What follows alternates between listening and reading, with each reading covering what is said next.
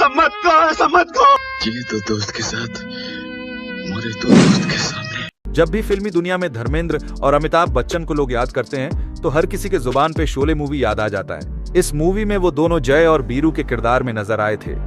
खैर, बीरू तो अब इस दुनिया में नहीं रहे, लेकिन उनके रोल को सालों साल तक याद किया जाएगा। जिस तरह से उन्होंने इस मूवी में दोस्ती का मिसाल दिए है, उसे दुनिया कभी नहीं भूलेगी। इस मूवी को रिलीज हुए आज 50 सालों से भी अधिक समय हो गया है, लेकिन अगर हम आज भी इस फिल्म को देखते हैं तो यादें ताजा हो जाती हैं और ऐसा लगता है कि इसे हम दोबारा से देखें। वैसे तो इस मूवी के ऊपर इतनी इंफॉर्मेशन और वीडियोस अवेलेबल है कि शायद ही ऐसी कोई बात होगी जो आप नहीं जानते होंगे।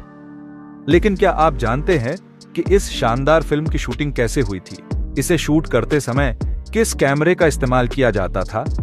अगर नहीं तो इस वीडियो को पूरा जरूर देखिएगा, क्योंकि आज की इस वीडियो में हम आप सभी को इस मूवी से जुड़े ऐसे कई सारे इंटरेस्टिंग फैक्ट्स को बताने वाले हैं, जो कि इससे पहले शायद आपने कभी भी नहीं देखे होंगे। तो इस वीडियो को एक सेकंड के लिए भी स्किप नहीं कीजिए। पाएगा मजा खेला। इस मूवी को इंडियन सिनेमा के बेहतरीन डायरेक्टर रमेश शिप्पी और जीपी शिप्पी के द्वारा बनाया गया था। वो इस फिल्म को बनाने से पहले साल 1972 में सीता और गीता मूवी को बनाए थे।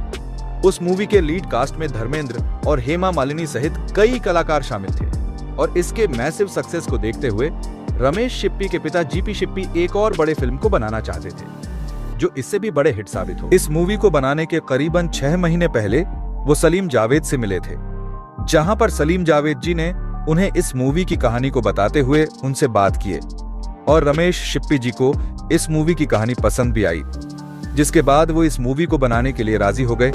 और शायद आपको ये सुनकर यकीन नहीं होगा कि वह इसे बनाने से पहले 2 प्रोड्यूसर से भी रिजेक्ट हो चुके थे, लेकिन जब रमेश शिप्पी जी इस मूवी को बनाने के लिए राजी हुए तब जावेद जी को लगा कि अब उनकी मेहनत रंग लाएगी। इस मूवी की कहानी कई सारी इंग्लिश फिल्म जैसे कि दी मैग्निफिसेंट और once upon a time in west जैसी फिल्मों से इंस्पायर्ड थी। इसके कई सारे सीन जैसे कि डकैती वाले सीन को हिंदी फिल्मों से भी कॉपी करके बनाया गया था, जिसे कि आपने मूवी के अंदर देखे ही होंगे। आपको याद होगा कि इस फिल्म में एक ट्रेन को लूटा गया था, जो कि असल में एक हिंदी में पहले भी दिखाया जा चुका था। इस मूवी को बनाने के लिए बीरू का किरदार तो पहले से ही फिक्स हो गया था, लेकिन जय की रोल को लेकर सभी के बीच कई सारी कंफ्यूजन थी। एक रिपोर्ट्स के मुताबिक अमिताभ बच्चन को इस मूवी में कास्ट करने से पहले वो शत्रुघ्न सिन्हा को कास्ट करना चाहते थे, लेकिन सलीम और जावेद ने साल 1973 में अमिताभ बच्चन की आई फिल्म जंजीर में उनके रोल को देखे थे और सलीम जावेद को ये यकीन था कि वो अपना रोल अच्छे तरीके से निभाएंगे, इसलिए उन्होंने इस फिल्म में जय की किरदार के लिए उन्हें सेलेक्ट कर लिया। मूवी की हिट होने के बाद खबर ये भी निकल कर आई थी कि रमेश सिप्पी ने धर्मेंद्र के कहने पर अमिताभ बच्चन को इस मूवी में काम करने का मौका दिए थे और इस बात को कुछ साल पहले धर्मेंद्र ने भी एक इंटरव्यू में बताए थे। फिल्म अभिनेता संजीव कुमार ने इसमें ठाकुर का रोल निभाए है, लेकिन उनके रोल को लेकर भी कई सारे बातें निकल कर आई थी। बताया जाता है कि डायरेक्टर रमेश सिप्पी इस रोल के लिए पहले तो दिलीप कुमार से भी बात किए थे, लेकिन दिलीप कुमार उस समय किसी और फिल्म की शूटिंग में बिजी थे, इसलिए उन्होंने इसमें काम करने से मना कर दिए, जिसके बाद संजीव कुमार को ही ठाकुर के रोल के लिए सिलेक्ट कर लिया गया। वैसे तो आज इस मूवी का हर किरदार अमर हो गया, लोग आज भी इसके किसी भी किरदार को नहीं भूले हैं। गब्बर सिंह से लेकर कालिया तक इस मूवी का हर किरदार आइकॉनिक बन गई है। वैसे गब्बर सिंह के किरदार को लेकर भी फिल्म मेकर को कई सारी कंफ्यूजन थी। एक रिपोर्ट्स के मुताबिक रमेश शिप्पी पहले तो डैनी डेंजोंगपा को गब्बर सिंह का रोल करने के लिए ऑफर दिए थे, लेकिन वो उस समय धर्मात्मा फिल्म की शूटिंग में बिजी थे, इसलिए उन्होंने इस रोल को करने से मना कर दिए, जिसके बाद अमजद खान को इस रोल के लिए सेलेक्ट कर लिया गया। इस मूवी के अंदर टोटल 7 गाने थे, जैसे कि ये दोस्ती हम नहीं तोड़ेंगे, होली के दिन दिल खिल जाते हैं, हाँ जब तक है जान, कोई हसीना और महबूबा महबूबा।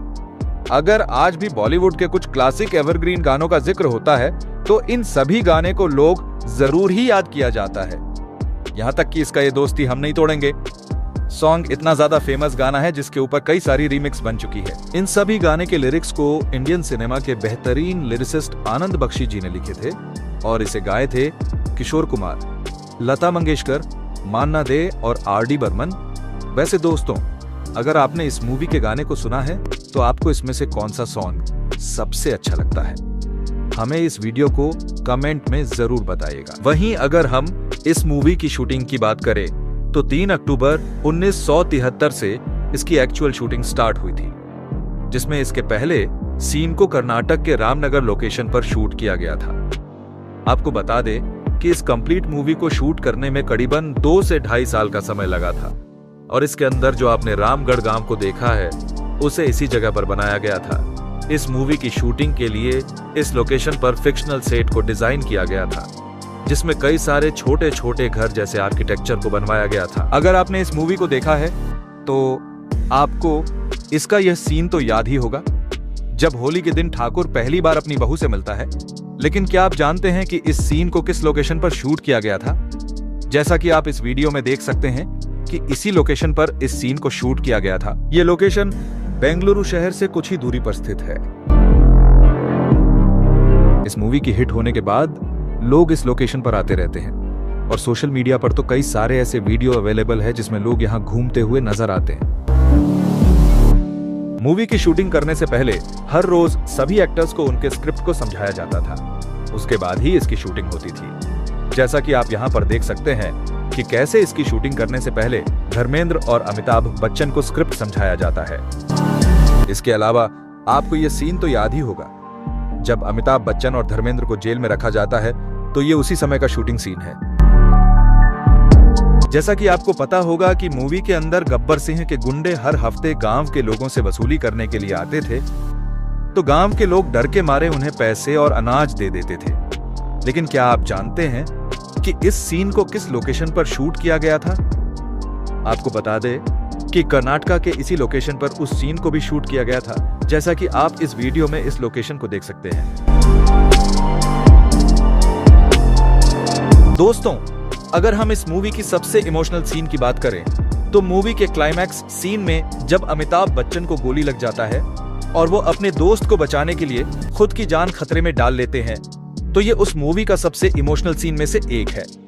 आपको याद होगा कि इस समय धर्मेंद्र और अमिताभ बच्चन एक पहाड़ी के पीछे छिपकर गब्बर सिंह के गुंडों से लड़ रहे होते हैं। तो आप यहाँ पर देख सकते हैं कि ये उसी समय का शूटिंग सीन है।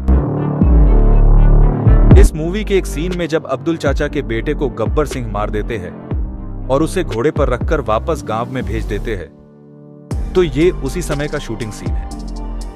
आप यहां पर देख सकते हैं कि इस सीन की शूटिंग के समय अमिताभ बच्चन और धर्मेंद्र कैसे इसकी शूटिंग करते हुए नजर आ रहे हैं।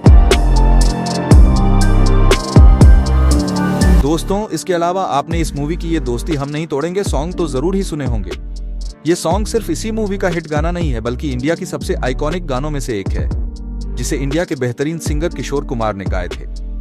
और अगर आपने इस सॉन्ग को सुना है तो आपको याद होगा कि इसमें अमिताभ बच्चन और धर्मेंद्र एक गाड़ी पर बैठकर घूमते हुए नजर आते हैं। और आप यहाँ पर देख सकते हैं कि सीन की शूटिंग करते समय धर्मेंद्र और अमिताभ बच्चन को कैसे उनके शूटिंग सीक्वेल को समझाया जा रहा है।